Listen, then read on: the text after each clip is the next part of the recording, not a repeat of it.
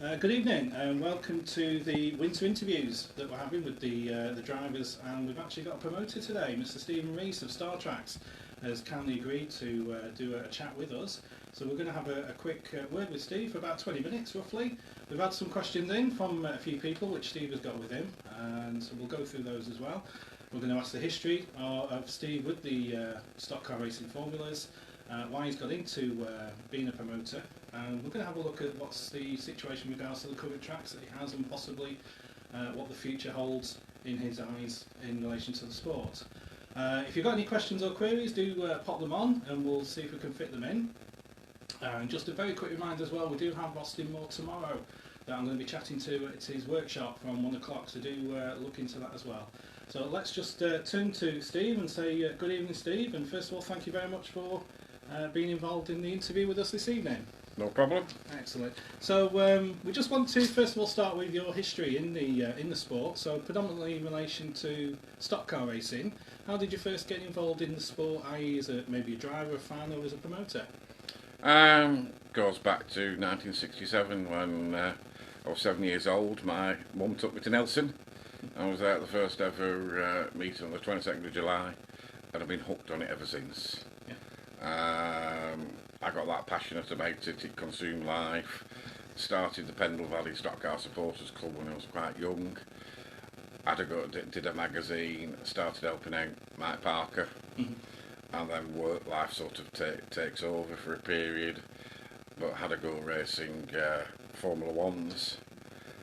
Went on the drivers committee for a period. Did inside line for the BSCDA. I left the BSCDA in 1993, only really because of a point of principle. Nothing wrong with the BSCDA, the colleagues were on there, but at that time it was a time of a dispute where it was elected to go on strike. Yes, yeah. And it's not something I believed in, so for that reason was why I left the BSCDA. As for promoting, that came in by complete accident really. Right, okay. I was busy with work somewhere else and found out that Bolton had closed down. I had been involved with Vince and Barry and sort of and John Eddington helping the pre-publicity. In fact, did a bit of work there. Found out, which I wasn't aware of, that it closed. It had gone bust basically. Okay. And so, spur of the moment, because I knew the people at the stadium, I rang them up and went down to meet them. I had to put a £10,000 deposit down because of the problems that had happened before. Yes. Then realised that the fence was, I think the word would be say obsolete, never been built properly in the first place. Okay. So people like Frank and Craig Vaughan I asked them if they would help us out with it, so we put virtually a new fencing. It was designed, I've got to admit at the beginning, to be a bit of a part-time hobby with work. Yes, yeah. Later that year, I sat in my office at work when Keith Barber rang me. I think this was later on in 1995 to tell me that that Stuart Bamforth was coming out of Bradford because the crowds had sort of gone down to about 1100. Yeah. And as I lived in Huddersfield at the time, a consortium were thinking of taking it over. Would I like to be involved in running with them? My first reaction, having written Bamy's piece in the programme, I'd done programmes and knowing all the health and safety, I said, no, it's not for me. But then I thought about it for a day or so, and I thought, I'll have a look at this. So I went to see Stuart, rang him up. He was, as you'd expect, Stuart, multi-millionaire, on the industrial estate at Meltham, but in his dungarees, with a cigar puffing out the side of his mouth, cutting a bit of scrap girder out to put in the back of the pickup for his 4X special brew money. So we came to a deal. Right. We agreed to pay him back in 3 instalments, and at the time, typical fan, we were probably underfunded. Over enthusiastic. We had to remortgage the house to do the TV advertising and stuff. And for the first year in Bradford, we had 56,000 people through the gate in the first year. But being naive and young and going to change the world, we decided we were going to be the cheapest and the best. And I think basically in 1996 we just about broke even. If we'd have charged £1 more to go in, we'd have actually made some money. Then we got a bit enthusiastic and took on Stoke. And the rest is history, really. I mean, I have enjoyed it. It's an up and down. It consumes your life 24/7. I'm 59 now, looking to retire hopefully in a couple of years, but who knows what because there's still things going on now that we might be interested in. But it was purely by accident. So over the history of you being the promoter, what are the tracks that you have promoted at? Let's give people see if they can pick you out and see if you've missed any out, because you know a lot. It's a bit like the railway guide, isn't it? What do they call it? I've got one in the bookcase there. That's it. We started off with Bolton. Then we had Stoke. Then Bradford. We tried to resurrect Hartlepool. So we did a big clean up there and ran a few meetings at Hartlepool, but it was never going to work. We opened Sheffield.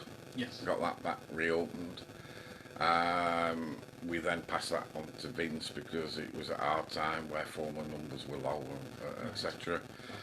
We've been to Swindon, and we would still be there if they had to change planning and use for the place. That was a cracking place. We've been to Workington.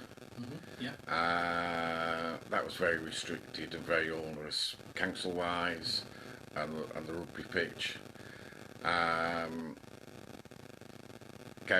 We've sublet tracks like Cowdenbeath, which we've got a really good relationship. GMP are really good people to get on with, and we enjoy working there. We've worked with Dean. We took Formula Ones back for a couple of years to Wimbledon. We've worked with Buster and Paul. We've run a couple of events there. We have run a couple of events at Buxton in the winter when DP had it. Run an event at Skegness with Hazel. There will be others that I've forgotten about. Yeah, I'm sure people will pick you up on it. Actually, yeah. So obviously we're going to be concentrating on the Formula Ones because that's what we're looking at the moment. So I just wanted your opinions from a promoter's perspective in relation to the how Formula Ones are at this moment, where they stand in oval motorsport, how the sport is going. At this moment, because we'll look at the future in a moment with you. So how do you think, as a spectacle, how the sport is compared to years gone by? I'd run that, because if you went to my office and looked at all the pictures on the wall, 1967 was brilliant. I've got pictures on my wall, black and white, that look really good, of nice recognisable body shapes. But you hear this, it was as good. People talk about the 1960s, 1970s. They were different. There was a lot less to do. Yeah. People were happy then. There was no social media. People were happy going to, say, Nelson, and the crowds were huge, to watch 39 cars in 3 heats in a consolation and final. Yeah. Now, it's all changed. I don't think the job's any different now. So when it's in, then you get the same enthusiasm for it, if you don't get depressed by things you read. Yes. Yeah. Suddenly there's got to be 70 cars at every meeting.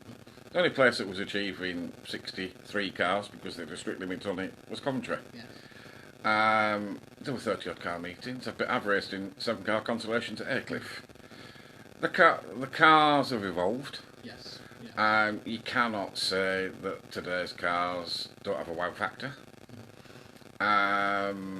People have changed, and the pressures have changed, and the sport has changed. In my perspective, I come into the job too late. Rob would say exactly the same thing now and back me up on that. Promoters who were involved in the sport in the 60s and 70s and into the 80s didn't think of the future.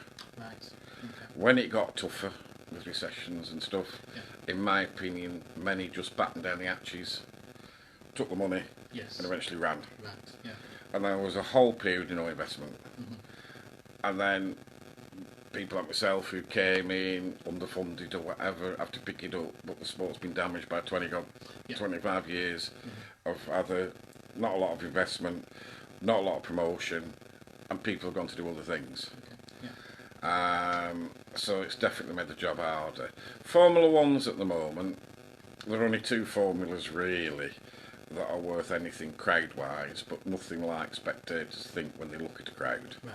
Because at any meeting you go to, Formula One meeting, always bear in mind when it looks full, that at least 25% of the people, well, stood on those terraces are free, haven't paid your penny. Right. Yeah. Okay. The car, we need to get the cars cheaper. Right. The overriding problem with Formula One, they're fantastic. The drivers, many of them are their own worst enemies, because they want to spend more and more and more and more. Mm-hmm. Where the spectators are simple people, they want to be entertained. Cars need to crash. Yes. Yeah. They need to spin. Nobody cares, from the people who pay that want to be entertained. Nobody cares how fast they go. They want to be entertained. Yeah. They want to see thrills and spills. Nothing's changed since 1967, apart from costs. Yes. And the promoters over the years, the easy thing to do with declining numbers or whatever it was to keep cutting the fixtures, that is the wrong way to go at that time, because what you did, you lost regions. Yes. Because Yeah. people, you had regional drivers. I could give you huge lists of who used to be in the north and race. There's hardly any of them now, because you can't race enough locally. It's become a travelling circus. Formula Ones, we lost Coventry, in inverted commas, suddenly, and perhaps badly managed. We had to recover from that quickly. Social media doesn't help in some areas because everybody's dwelling on it's all doomed. The world has come to an end. For those of us that are left to get on with it, there's got to be a life that goes on with it. There are no overnight solutions. When it came up in March last year, or whenever it was 2 years ago, last year, there's no overnight solutions for a quick fix. It has to be an evolutionary process. Yeah. You can't suddenly say, oh, well, this track's going to be the first Saturday of the month or whatever, because it doesn't work, because those tracks have got some other things on those nights. Yeah. I think we've managed it well.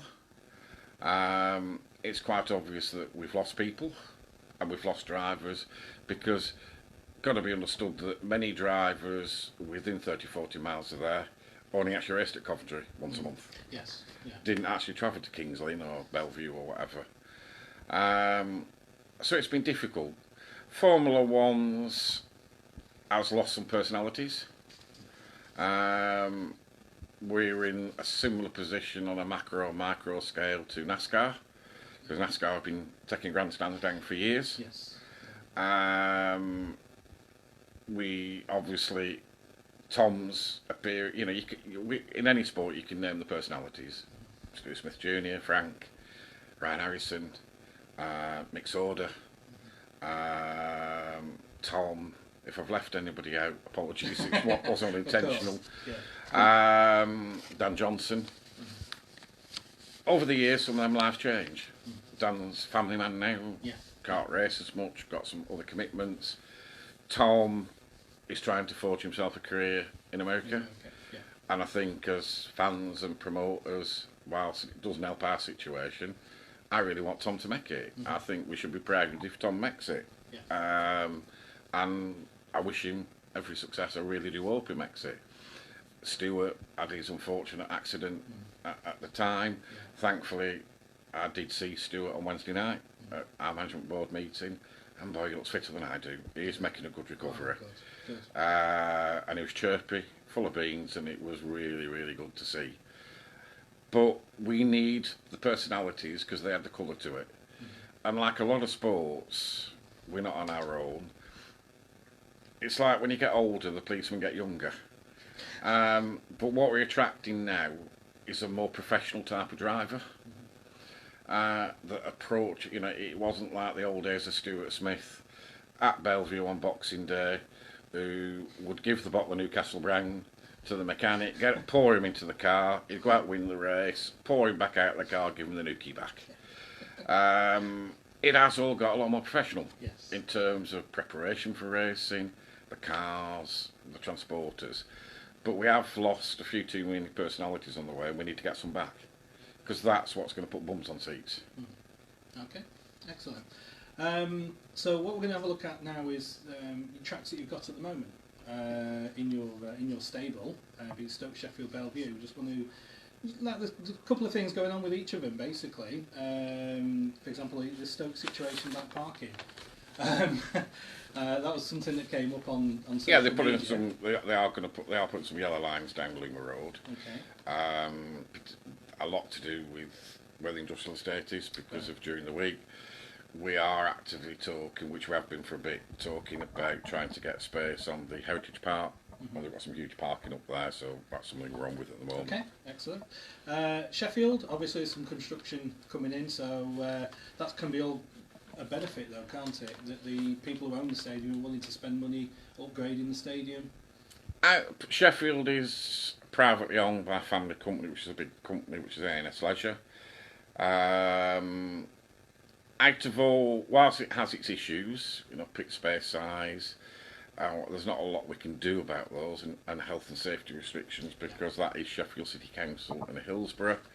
I mean, if you knew what we had to go through with safety working action groups to change a washer, you wouldn't believe it. And if every track in the country was treated similarly to Sheffield, there wouldn't be any risk anywhere. Yeah. So there are things we've got to live with there. It's not easy. But the stadium owners are investors. Yes. The current project for new hospitality boxes, a conference and function suite, it's a £5 million project. It's due to be completed around about August time. Obviously there'll be a little bit of disruption, that whilst that work's going on, you won't be on turn one. But there's plenty of capacity in the in that stadium. But out of all the big tracks that we've got left, the revenues for greyhound, speedway or stock cars are just not enough to keep them going. When somebody comes up and makes a good offer for a piece of land. Of course, yeah. The one that's likely to be there out of the big venues, providing the crowds don't drop any further, is Sheffield, because it's freehold owned by the owners. They have no interest in selling it, only developing it and improving the financial state of it. We all need to really sort of, I might retire next year and somebody else might take Sheffield on. There's one track as a fine venue that we need to keep in the sport, not lose it, because if we lose it, it won't come back. We'll just find something else for it. Of course. And it will be one of the traditional type stadiums, hopefully the last to go. We've seen Coventry go. Yes. Belle Vue will eventually will succumb, I would guess, to houses because of local government initiatives, the need for more housing, and the viability. Everybody moans about tracks going, whether you're in greyhounds, speedway or stock cars, but if people went in the first place, not the last few meetings when they're closing down, they won't be closing. Yes, that's right. Yeah, okay. And you just mentioned there about Belle Vue. Obviously we've got the petition that's been put online to try and assist with the delay of the possible building of the houses. If you can just let people know what the current situation is about Belle Vue. Yeah, I mean, it first emerged in May of this year, because the site is actually owned by Crown Royal Pension Fund. And obviously money speaks. I mean, the GRA, they do get a good yield in the rent that the GRA pays for the stadium, but obviously money talks if somebody comes with an offer. Countrywide developments actually answered a call from the council just as everywhere, because they're looking for places for housing. So obviously the outline of a scheme appeared in May, so we were sort of aware of it. We've been talking about it since. We expected the planning application to come in earlier than it has done, or later than it has done. You've no idea when it's going to come. It's now finally come. We have got to get as many people as we can to go on to our Facebook site. We've got Michael Burnage helping us, who was the man on the Wimbledon site. And the best thing we can do is to attempt to delay it. I mean, there are behind the scenes things going on to look at the planning application that has been submitted. The longer we delay it, the longer the potential is that racing of some description will continue there. I'm not going to be it will go, because it's the site it is. I think it's better being pragmatic, but we might be able to delay it. Yeah. It's not going to go imminently, even if they get planning permission in March or April, with agreements that already sit in place in terms of lease contracts. But we need to wake up. We're losing these tracks. We have certain things, protection, the pre-planning all this we put in. We made it an asset to community value. That gives us very limited defences. For example, we should know about anything that's going to be planned for it. But what that would give us is that we would have a period of time where we could possibly buy the stadium we're going to be sold for. But if it was a ridiculous price, like for example Brandon Estates want to move on Coventry, 10 million, it's not viable. That's what I've heard, yeah. It's just not a viable proposition. So at the moment, the public consultation is out there, which any submissions are going to be in by the 25th of January. I mean, protests and petitions separately can go in after that date, but we need to lobby local MPs, councillors, the head of planning, Andy Burnham, and make noise, and that's what we're doing at the moment, to try to elongate its life beyond 2019. Okay, excellent. So we've had some questions in from some people off Stocksnet and off Facebook. You've got a few there. Obviously, there are a few due to maybe sensitive information or something that you're unable to answer at this time. But if you want to have a quick look through those and just give us some answers on any of them, I think I'll put the name against some of them of the people who have sent them in. So we've got Paul Greenwood has put one, I think, about Sheffield. So I think we've covered that one anyway. So which of the other ones would you be able to? The second one. Will there be anything sorted related to the area mechanics stand to watch racing? That's at Sheffield. Yeah, I mean, Nigel brought this up a bit ago. People have been moving stuff around there because we already had an area from to view, and then they moved loads of equipment into it. I had a meeting there in December, going back in February, and we are working on something. Right. Okay, excellent. If start money was Stephen Evans. If start money was dropped, would that result in more F1 meetings, especially Stoke?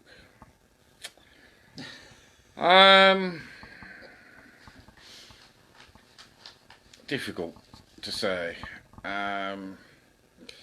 What we need is more people.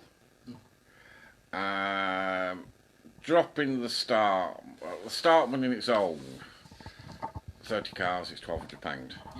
The problem with everything is the cost of the product and the running it dictates what the admission price is going to be.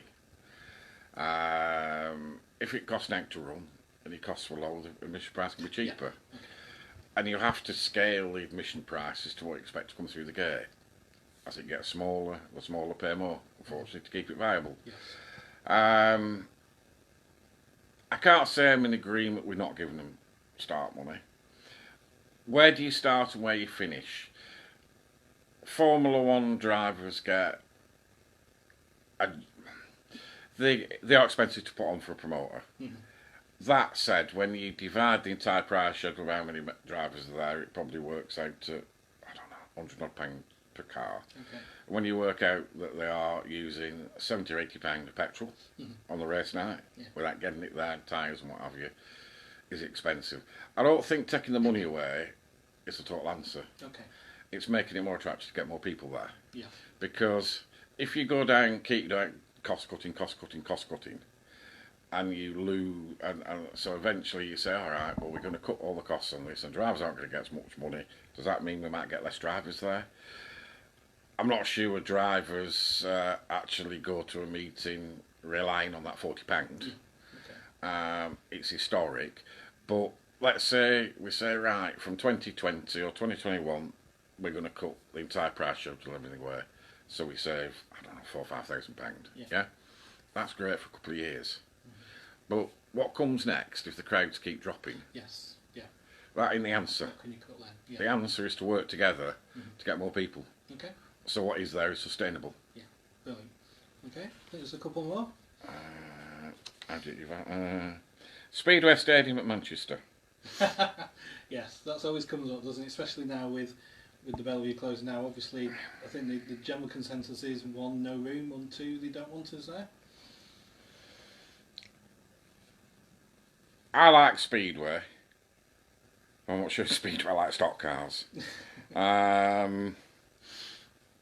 Stock car racing, if you had an open mind, could be accommodated just about if there was all the way at the Speedway Stadium. That discussion or thought process would be a long way away.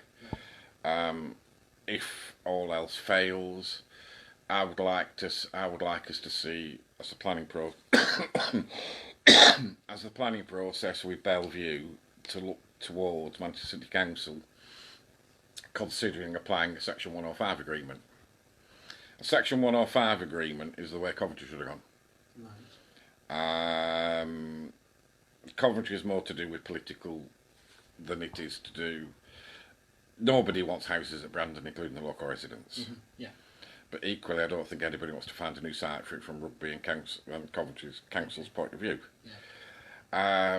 A Section 105 agreement, had they given, as I understand it, planning permission for houses at Coventry, or if they give planning permission for houses at Belle Vue, if you could successfully get a Section 105 planning agreement with it, that means that it helps finding a new site and puts a bit of obligation as well on the council. Okay.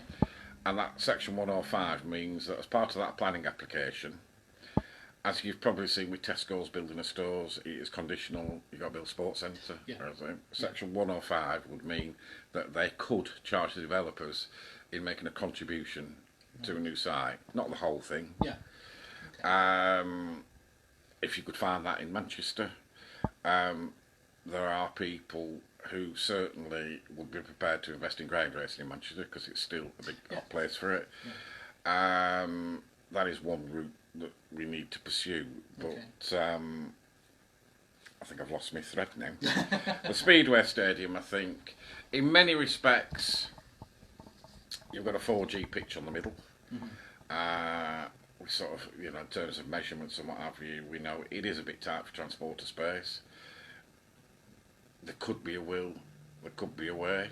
I mean, you've got to look at it, as I would say as an outsider, for hypothetically, for the ratepayers of Manchester, it would be the right thing to do to include stock cars there. Yeah. With respect to Speedway, they suffer the same in terms of revenue. I mean, Speedway lost money during most of its period at Kirky Lane. It's well documented that it went down for about 350 grand in the year it opened, which had to be borne by the ratepayers of Manchester. Yeah. And the current promoters next door, as far as I'm aware, are doing a good job with it. But they, like us, find it hard that the costs of Speedway are high. The costs of running a Speedway event at the National Speedway Stadium is not dissimilar, or might even be a bit more than it is for us to run a Formula 1 event at Belle Vue. And to run Speedway, you need deep pockets. Right, yeah. I think it's like other things like rugby and football now, and we're getting the same way, that you can no longer rely on turnstile income. Yeah. You've got to get it elsewhere. Yeah. But as an entity, for it might sound controversial, for Manchester and its ratepayers, stock car racing would bring revenue and income into it in terms of rent, food and drink, etc., etc. Yeah. Yeah. But that may be something to visit in the future. Okay, excellent. Yeah, maybe a couple more. More meetings at Stoke. I think the problem with Stoke is it's Marmite. Mm. I think two a year is enough for it. It is a 1970s track. I suppose we have put a lot of money into it, but you can't always see it. You can't invest any more in it because Corbett's happy to leave it there for speedway and stock cars. But if we didn't run it, they'd be equally happily flattening it. Right. They want, they want what they believe it's worth. Yeah. And what they may get for it. I, on 2 occasions, have offered a sum for it, but it doesn't meet what they would like for it. Okay. So at the moment, you have a stadium that probably still got a reasonably good mid-term future. Okay. They're not in a hurry to sell it. They're happy to wait for what the purchase price they think is for it. But you can't invest in something like that. Of course. Because you don't know what's going to happen with it. Chucking money down the back of it, I've always believed that Sheffield needs more meetings. But we have sort of things in place that restricts how many meetings a year you can have, and it's historic in terms of overall Brisca. And, it's strange, but it's quirky, nobody's fault, that if historically you had 11 dates on one track, but then 11 dates on 3 tracks, you're going to share those meetings around. Right, okay. It's some things that we need to perhaps modernise for the future. Okay. So that answers that one. Yeah, excellent. Why are Star Tracks not on F2 World Final and Semi-Final rota? Historic, really. It's not something that we've got a big issue with. In fairness, I've got to admit that up until about 4 years ago, I was very passive about Formula 2s. They were a formula that I didn't really take. I've got to be honest, because being a Formula 1 person, it's a great deal of interest in. I wasn't really bothered, so I've never made any overtures from my side to say, why can't I be on this? Because a rota was established some years ago. Having said that, when I became chairman, I've taken a different view of Formula 2. Simply because of the people that I've dealt with. Drivers, colleague promoters, and I actually think, despite F2 has got issues that we will work through, I think Formula 2 has got a really positive future. There's too many outsiders detracting and knocking it. Right. Fine if some people want to go outlaw. Yeah. But that's your choice. Yeah. But don't keep spending shit on us, because we haven't done anything wrong to you. Yeah. We might have made some. Everybody makes some popular rule decisions. Sometimes they may be wrong. But I've learnt some great people in Formula 2. Okay. And I've become very close to the formula now. We're quite passionate about it, and would do what I could to protect it. Yeah. But we have made some mistakes. Okay. Collectively. Yeah. Okay. Whether we will go forward and actually push ourselves, whether we go on the F2, because we did ask, we now won the British on the rota. We haven't got quite as far as the hierarchy of that, but we do get other championships. But if you take there is a rota, one of the reasons I've bothered is I'm getting older in life. And when you start thinking, well, if I can get myself on that road and I might get in 12 years' time, I might be dead. So it's never actually been a push point, because I might be not here or alive to enjoy it. Yes, yeah. See what else we've got. Is Star Trek's looking to any other possible venues in the north? Life is strange. Sometimes things are meant to be. And sometimes one door shuts, another one opens. We are looking, as people know, we've been over to visit a site in South Yorkshire. It's going to take big balls to do it, because I would estimate that to open it will be in excess of, or will be around about $500,000. Right. But the costs of operating it, it will not be able to exist solely on stock cars. Right. Okay. I am going. We are going to go as far as pre-planning. Okay. and put the work into the pre-planning. What that means is that you prepare everything. It's a lot of time, but not necessarily expensive. You then present that to the council, because they have a duty now to the planners to say, yeah, we think this can go, or we think you're going to need to spend all this money on that and that and that, and you might not get it. Right. So we are going to progress that far. We're going to dot the I's and cross the T's, not going to rush it, and aim to sort of get it to pre-planning, hopefully by summer. Okay. We are sort of, I'm trying to be as helpful as I can with Graham, who's working on Darlington, because that, if it can come about, it's good for the job. Yeah. And he's Graham Robson, good bloke, and if I can help him anywhere, we'll do. But funny, only on Monday of this week, as a door opened for somewhere in the northwest, who would like to meet us, and this only came up Monday night by chance. When I come back from holidays, we're going to see if there's any viability in it. Okay. It is somewhere we did actually look at 25 years ago, or 23 years ago. So I think there's still, everything's not gloom. Of course, yeah. There are upsides. I mean, you look at Rob with Skeggy, different business model to what ours is, because it's just for stock cars. You don't have to worry about you're not renting it. It's in a holiday area. You look at investment that Dean has put into some of his venues. Yeah. You look at what Buster has done over many years at King's Lynn. Yes. So that's the benefit of owning venues. Yes. And where the most important part of stock car promoting, believe it or not, the biggest incremental money which we've never had in our career is having the food and drink. Right. Because that is an enormous contributor. Unfortunately, all our tracks, because you rent, we don't get that, but that helps. But I don't think people. We've had a difficult 3 days of meetings with challenges, as many people can read in social media. They would suggest that the world's caving in on Formula 2s and we're going to have V8s on tour. Great, go watch them in a field. We need to be more open as organisations, whether it's Brisca or ORC, who don't understand us, to tell us what we actually offer in drivers. Why would you want to go and race in a field and pay £30? Get it's fun. Where, you get a driver driving to a bit of prize money or whatever it is.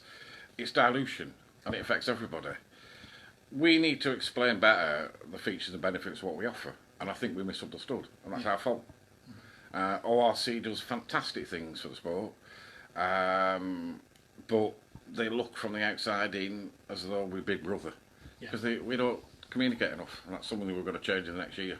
Okay. Well, I've just had a question from Mark Covington. Thanks for your question, Mark. It's talking about new tracks that we've been to before, whether we could go back to them.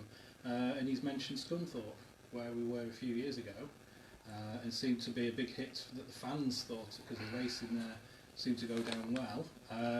Have you any ideas of if they would want to go back there, or if they've even attempted to have fixtures back at Scunthorpe recently at all, or is that something you aren't aware of? Some years ago, bear in mind I helped Guy with it. People have misconceptions about viabilities and what have you of crowds. Scunthorpe, Rob Godfrey, done a nice job with that over the years. It didn't work out in the first instance of Formula 1s being there, Formula 2s really, commercially. I think in years, not more recently, we did try to extend a hand to Rob to sort of, to come our way. Rob seems quite passionate though. It became a problem at Coventry, with the Speedway promoter. I'll tip it on its head. Okay. Rob's been there for 3 years or 4 years, 5 years or longer now, running outlaw stock cars. Yes. So outlaw stock cars bring in 40 cars, let's say, and they all pay him 20 quid to race, and no prize money. Right. and you don't have to go to any promoters meetings. Nothing to do with the rules. Why would you want to come back to Brisca? Yeah, see what you mean. Yeah? Okay. And I think there's a lot, Rob quite likes the model he's running. Right, okay. He's his own boss. Yeah, yeah. Whether in the future, because I believe in life, never say never. But that's as much advance I can give on that one. Of course, yeah, that's great. So we've taken up a lot of your time, we do really appreciate it, thank you very much. So I'm just going to probably finish with by asking what's the future for Steve Rees and Star Tracks? Retirement. I know you talk about retirement, yeah, but if you are still around the tracks in a few years' time, where do you think the future of Formula One may look, and the future of your Star Tracks promotion? I'm pretty certain I will take some form of... By the time we come to 2020, we'll have done nearly 27 years. And there are times... It's like doing other jobs like ORC and what have you. It's 24/7. There are other things in your bucket list you want to do. And before you get too incapable and lost all your teeth and everything to do it. We're not in a position to sort of say, oh, we want to sell it or sell the rights. There are loads of emerging different things we could do. Where it might give us some time off. Yeah. And I wouldn't like to lose contact with the sport because I love it. I've been here since I was a kid. The future of the sport, I think the people, the ones that always see the doom and the gloom. I'm a glass half full person. Yeah, stadiums might shut because of viability or whatever, but there'll always be blokes who want to strap themselves into a car with a Chevy in it or whatever, and whether they race it around a field or a quarry, there will be some form of racing to go and watch. Okay. It may change on viability of where the tracks are. We may end up racing in fields, pretty much like Holland. If that brings the cost down and everything else. But I think people are safe until we're totally on Teslas. And there are, unless the government outlaw any form of combustion engine that can be used in any capacity. I think the sport is safe for a number of years, but it's going to change. Yes. With too many formulas, as it is, that need pulling back. We're making it too easy for spectators to become competitors. And we need to get together on that. What we do needs to be more special. But